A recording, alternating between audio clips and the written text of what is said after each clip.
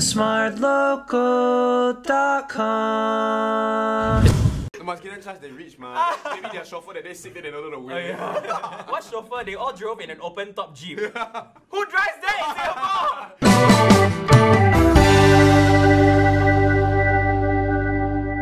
Hi everyone, welcome to another episode of Coffee Break, where we get very hungry and apparently very thirsty people to talk about issues around the world.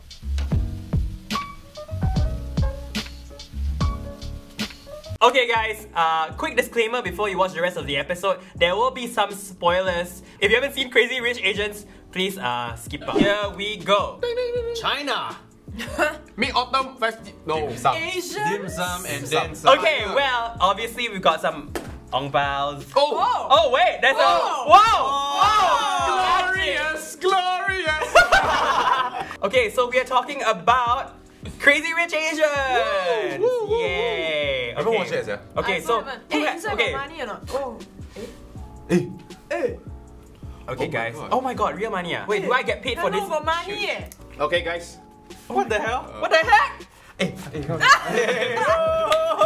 I feel glorious! Glorious! I don't know who's money. Got real money? I don't know. Who got money? Best set ever! Okay, it is money. Really? Make us feel rich, right? Yeah. Okay, so we are talking about Crazy Rich Asians.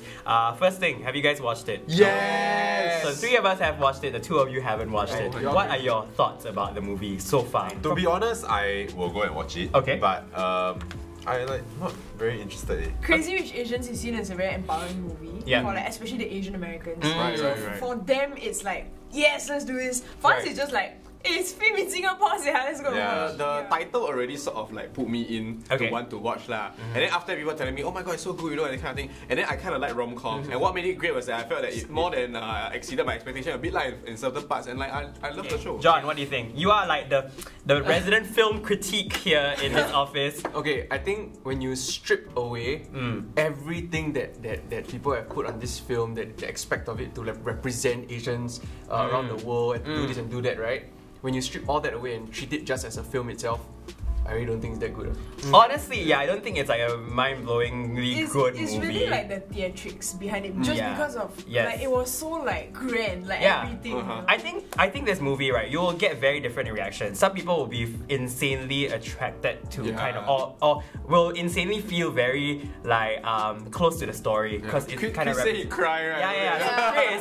So Chris was sitting right beside me, right, and he was furiously wiping his tears. I thought it was okay. It wasn't like amazing. It was enjoyable for the most part. I didn't like hate it or anything. And there were, I feel like, scenes and actors and actresses who stood out. Street, oh my god. Oh yeah, I love fucking Gemma Chan. Gemma Chan is such a beautiful lady. Fucking love her. She walks like she's on air. No, Pierre Peng's body, that one really. Okay, that's pretty amazing. Yeah. His opening scene is really just they show his like Showering. Yeah, like naked body. Yeah. Then after that he walk out of the shower, right? Then like at the moment, right, I stunned until my friend looked at me like, hey, why your face like this? Yeah. You know, my first word to Chris was like, daddy.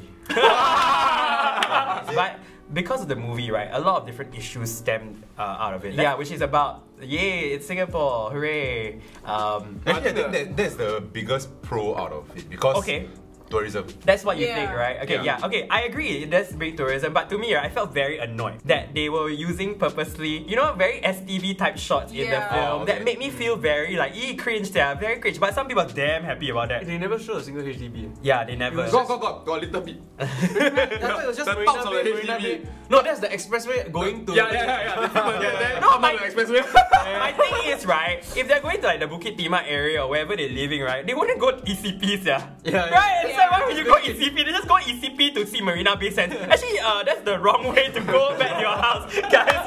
Oh, the attention to detail. No, because every time the cutaway, right, was literally Go to the ECP. Malayan. They will see the Malayan every time. Not related to the scene, also Malayan. They go to Newton Circus, you know, from ECP. I don't know how they get there. I don't know why they go the wrong way. You must give them chance they reach, man. Maybe their chauffeur that they sit there, they don't know the Oh, way. yeah. What chauffeur? They all drove in an open top Jeep. Who drives that in Singapore? That's one thing that Chris said to me. And I'm like, actually, that makes sense, right? Actually, when they leave the airport, right, they were at the departure hall. Oh, is that? I think they were really trying to push Singapore's tourist image. Yeah. Like, oh, we have this, we have this, we have this. Because it's like one of the first few feature Hollywood films that is predominantly based. Like, the other time that I remember is Chow Yun-fat, Pirates of the Caribbean. Welcome to Singapore. Oh, there's the Hitman. Oh yes, Agent 47, which I was an extra in, by the way, running. Yeah, actually, but they try very hard to like incorporate Singaporean culture into the Yes. film. Yeah. Like the text message. There's one part where they're showing text messages. Then they got all the like walao. Or even though like other countries will never understand, right? Yeah. It's I like that part. I like that part. Yeah. Yeah, I mean, Nick also like ordered like food in like the different languages as well. Yeah. Anyway, yes, okay. I mean, I think that they're like standouts. I feel like Michelle Yeoh does make me scared. Oh yes. She scares me. Like if she was my mother, I would cry. Tan Keng Hua is inside. Yeah, Tan Keng Hua is inside. I love Tan Keng Hua. She had very minimal scenes, but I feel like when she did like her moments, right, it was quite strong. Margaret. Yes. Margaret and Choopsies. Oh my god, they are in the same film. Nice. I just got the chills. You come to Hollywood. Yeah. Oh, that's crazy. Oh, that's nuts. Yay. Well done. Good job, Keng Hua. Talk about Asian American representation. That to me is the one thing that I think everybody's very happy about lah. Yeah, for Asian Americans itself, they feel very happy because hey, we are finally getting represented.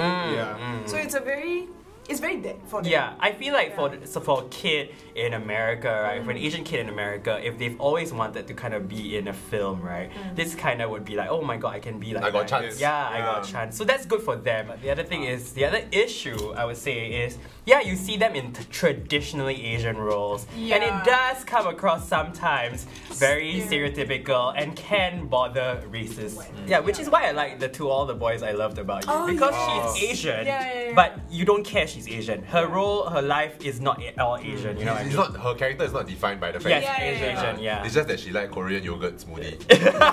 Which is Yakult. I think the one thing that stood out for me the most in terms of like Asian representation, right, was actually Pierre Peng. Right. And like because they were portrayed in a very masculine way, which is something very rare of like for an Asian men. Also, a lot of Singaporeans felt like, yes, it doesn't represent Singapore. So what do you think about it? Especially from someone, from both of us who are the minorities in this. For me, it's really like, okay, it's based off the book. Yeah. And the book was written that way, that's how it's represented. I agree. And yeah. Yeah, if I mean, sure, we do need more representation for other races, but maybe just not in this movie. Yeah. We need it in other movies, definitely. Yeah. But I think people just want to nitpick because it's an opportunity to nitpick. If anything, the movie is a gateway to everything else. I feel that like instead of like throwing shade on something that has happened, right, instead they should build upon it to make things better in the future. But like, I'm just glad that Crazy Rich Asians give everyone a better perspective of what Singapore looks like. Does it really though? It does. Let me tell you why. It introduces elements of our culture. Yeah. So actually, in terms of like visuals wise, I don't think that the film really introduces anything that people don't really know about Singapore. But like what y'all say based on what y'all described, like things like text messages, walao, and like interactions with like hawkers and things like that. Then I think definitely it shows people that there's more than just like you cannot eat chewing gum here. Right. Yeah. But actually, I actually one of the Instagrammers I follow, right, he commented like how he would love to visit Singapore now because he's seen the film, and I think that's cool. I actually DM'd him and he said. Then he replied me. Wow. Then I like them like, oh my god, I'm like such a big fan, a big fangirl. Who's that? His name he's Bright Bazaar. He does like interior decor and men's lifestyle. I love him because I think he's damn cool. Are you gonna host him? No, so I said like if you are ever in Singapore, I will happily show you around. Then he replied, yay. And then I guess that's happening. Yay! This just in. No, I guess it's cool that I get to meet people like that. Because no, it's cool. They come to Singapore, the world together. and then I get to meet someone who I've loved for a while now, right? That's cool. I think. Cool. I guess that's pretty much it for Crazy Rich Asians. Would you recommend people to watch it? Honestly, yes. Actually, these two people. Actually, I think no matter what, I confirm must watch it lah. But I like confirm FOMO. I feel like it's a watch. You must watch. Your FOMO really quite strong lah. Yeah, my FOMO quite strong. The show is nice, but don't let me overhype it for you. No, actually, I am prepared to really be like, oh, okay. Yeah, manage expectations. I think. Buy popcorn. I think just go in and try to enjoy the show. Or just watch with someone who will cry. Yeah. And then you just laugh at the person. Okay, that is it for this episode of Coffee Break. If you guys would like us to talk about anything else, leave them in the comments below. As always, you can like, share, and subscribe, and watch our other videos there. Bye!